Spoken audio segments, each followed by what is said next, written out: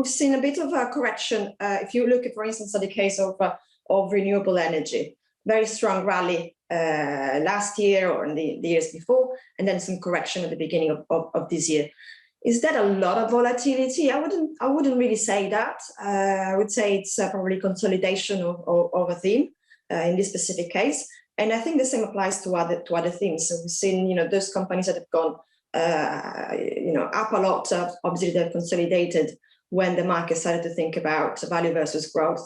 I think the themes that we select are companies that have a structural opportunity, long-term prospect ahead of them, because A, maybe they might have a technological advantage, but also B, because there's really strong demand for their products and services, and it comes from their clients to respond to tighter regulation and also to respond to consumer preferences. If you think of some sectors, and obviously there's a company we just mentioned, some of their clients, they do want the sustainable packaging because it looks good in the eyes of their own consumers and the buyers of their own goods. Elena, so I wouldn't say it's more volatile than average. Okay, I'm glad I've asked you that question for the first time. It makes me feel slightly original. But I think there are precedents, well, for once in my life, but there are precedents here historically in near recent history as well.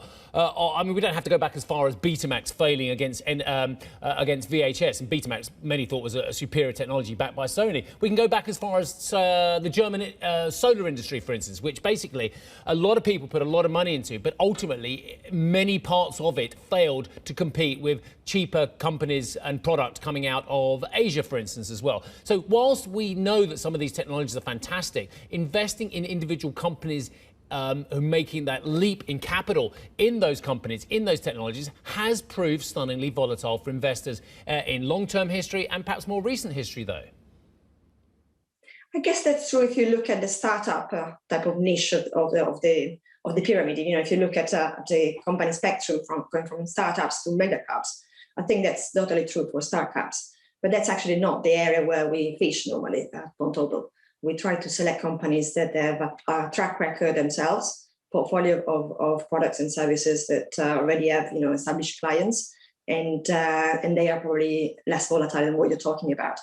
I would agree that in the race to improve, on the environmental front, a lot of pilots projects have been made and will be made.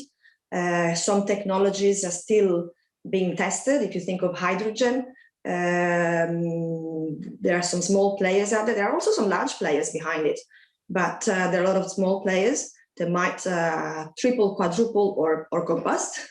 The same applies to other technologies as well. There may be storage, sequestration of carbon, etc.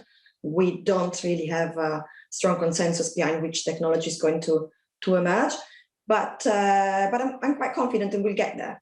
And as I said, we as investors, we try to avoid the nascent part of the economy. We try to invest in companies that have a bit of a track record and can offer scalable solutions. Basically, they've got the scale to reach out the mass and make a difference that is substantial, not just for a small niche of buyers.